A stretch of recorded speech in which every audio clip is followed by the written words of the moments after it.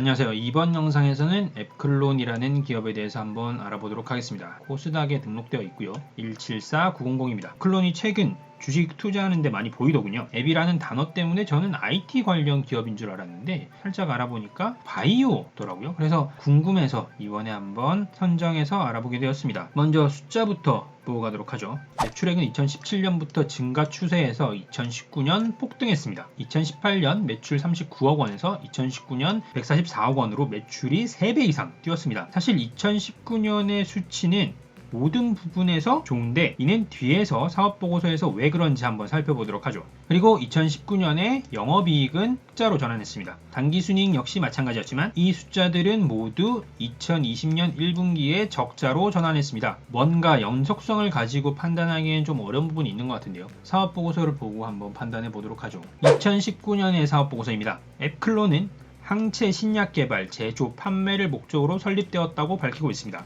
이까지만 보면 의학회사라는 것 말고는 자세한 내용을 알기가 어렵습니다. 사업의 내용에서는 사업의 이해를 돕기 위해서 용어부터 굉장히 길게 제시를 하고 있습니다. 한편으로는 친절하긴 하지만 한편으로는 용어부터 이해해야 한다는 것이 이 사업보고서를 이해하기 굉장히 어려운 부분이 많겠구나. 이해하기도 어렵지만 다른 한편으로 보자면 설명하기도 굉장히 어렵겠구나 싶습니다. 하지만 제가 자신 있는 비즈니스 분야에 대한 부분이 있죠. 앱클론의 특징은 난치성 암 또는 자가 면역 질환 극복을 위한 바이오 시너지 항체 의약품 신약 개발을 위한 바이오 혁신 벤처 기업이다 라고 밝히고 있습니다. 좀 더 자세히 신약 개발의 필요성에서 살펴보게 되면요. 기존에 있던 신약 이런 것들은 이미 대부분 선행 다국적 제약사에 선점되어 있다. 그러니까 신약 자체는 이미 있긴 하지만 그것들은 다국적 제약사에 선점되어 있기 때문에 우리가 활용하기 어렵다라는 것이 필요성을 제시하고 있습니다. 다시 해석해서 말하면 신약 개발에서 완전히 새로운 병을 치료하거나 완전한 새로운 약을 개발한다기보다는 기존의 약물로 치료가 되고 있기는 하지만 그 권리를 다국적 제약사가 가지고 있어서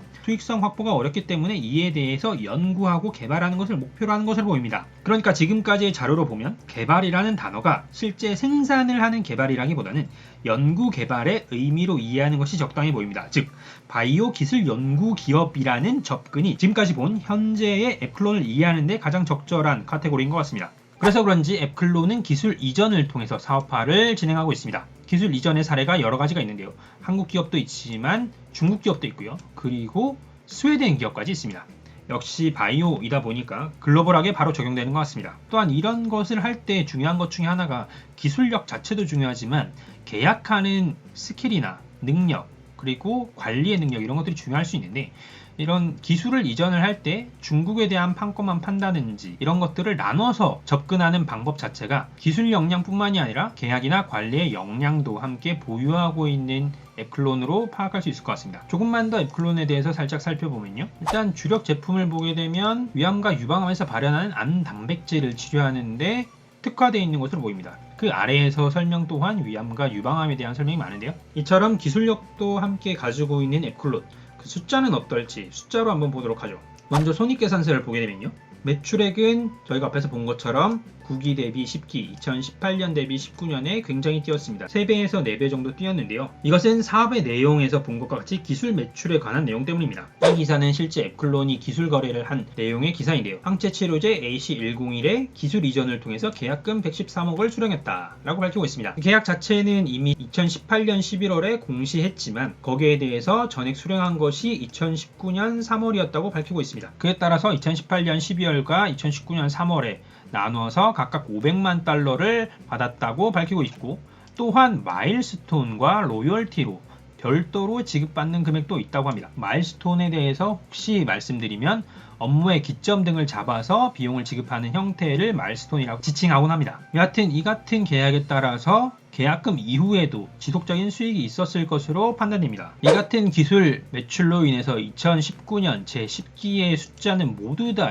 2018년에 비해서 매우 뛰었는데요. 다만 이 같은 기술 매출은 다른 제조업이나 서비스업과 달리 지속적으로 상향 곡선을 그리면서 발생한다고 예측하기는 어렵습니다. 이런 것은 자체 생산이 가능해야 하지 않을까 생각합니다. 어쨌거나 한 건으로 해서 굉장히 큰 매출이 발생했기 때문에 숫자를 디테일하게 보는 것은 크게 의미가 없습니다. 다만 숫자로만 봤을 때 아쉬웠던 부분은 매출이 뛰었던 만큼 영업이익이 뛰지 못했다는 부분인데요. 영업이익이 뛰지 못했던 부분을 파악해보면 판매 관리비가 굉장히 늘었음을 알 수가 있었습니다. 이 판매 관리비에서 많이 늘었던 부분은 바로 지급 수수료였는데요. 기술 매출이 기존에 만들었던 기술을 판매하는 것이라고는 하지만 여러가지 법무 상담 등 수수료가 발생했을 수도 있고 그런 수수료 때문에 판매 관리비가 많이 늘지 않았나라고 생각됩니다. 이로 인해서 영업이익은 사실 그렇게 많이 늘지는 못했지만 어쨌거나 흑자로 전환했다는 것이 굉장히 긍정적인 의미이고요. 이런저런 비용을 제하고 나서도 당기순이익이 흑자로 났다는 것, 이런 부분은 긍정적으로 해석할 수가 있습니다. 그래서 영업이익의 43억, 당기순이익 25억을 기록하였습니다. 이 같은 이익을 어디다 투자했는지 알아보기 위해서 재무상태표도 한번 보도록 하죠. 먼저 유동자산은 늘었습니다. 현금 및 현금성 자산은 줄었지만 단기금융상품은 늘었고요.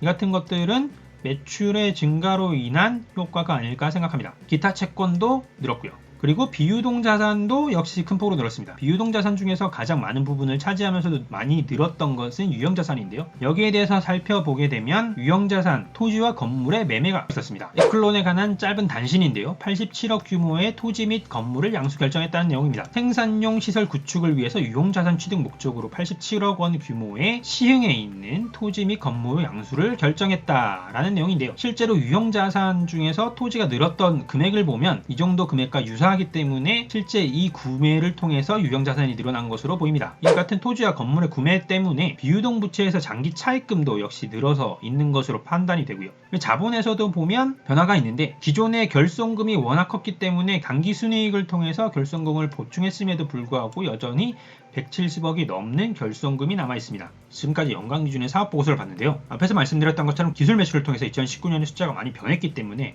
사업의 연속성이 없을 수 있어서 분기보고서도 함께 보도록 하겠습니다. 2020년 1분기의 보고서인데요. 역시 기술 매출이 발생한 2019년 1분기의 매출을 따라갈 수가 없었는데요. 이 같은 기저효과로 인해서 감소한 것으로 보이긴 하지만 한 가지 더 아쉬운 것은 바로 영업 손실이 났다는 부분입니다. 기술 매출이 사라지면서 곧장 영업 손실로 전환하는 것이 매우 아쉬운 부분입니다. 덕분에 당기순 손실도 발생했고요. 최근에 신테카 바이오를 보면서 미래 가치에 대한 현재 투자를 보여주는 대표적 사례라고 말씀드렸었는데 앱클론 역시 그렇지 않은가 생각합니다. 다만 신테카 바이오는 아직 이익 실현의 경험을 하지 못했지만 앱클론은 이익 실현의 경험을 했다는 점에서 큰 차이가 있습니다. 그런데도 왠지 이익을 실현했다가 적자로 전환하니까 가졌던 걸 빼앗긴 기분이라 뒤끝이 찝찝한 기분은 남아있습니다. 그럼 이제 수급을 좀 보도록 할까요? 역시나 다른 주식과 마찬가지로 코로나 이전의 거래량과 코로나 이후의 거래량이 굉장히 다릅니다. 주식시장의 유동성 증가와 함께 한국 바이오에 대한 관심으로 인해 달라진 것이라고 생각합니다. 그리고 6월 15일 신고가를 기록했습니다. 다만 찍고 내려온 수준인데다가 윗꼬리를 길게 남긴 터라 안정적인 느낌이 아니긴 합니다. 하지만 6월 15일은 기관과 외국인이 빠져나가면서 굉장히 하락했던 장이기 때문에 상승에 대한 여력이 좀 남아있지 않을까 싶고요. 그로 인해서 6월 16일인 오늘 출발 자체를 상승하면서 하지 않았나 싶습니다. 그리고 한 가지 더 특징은 바로 기관의 매수세입니다. 6월 초 이후엔 한 번도 빠져나간 적이 없는 수준으로 매수했고요. 그 이전에도 크게 매도라기보다는 매수에 중점을 두고 기관이 움직이고 있습니다. 이 같은 것도 기대감을 주는 하나의 특징이 아닐까 생각합니다. 물론 한 번에 빠져나갈 수 있으니까 계속해서 유의해서 봐야 하지 않을까 싶고요. 여하튼 이 같은 이유로 앱클론은 적어도 내일 그리고 이번 주 정도는 살펴볼 만한 주식이 아닐까 생각합니다. 오늘은 IT 기업의 이름인 줄 알았지만 바이오 기업이었던 앱클론에 대해서 알아봤습니다. 그럼 저는 다음에 새로운 주식과 정보로 찾아뵙도록 하겠습니다. 감사합니다.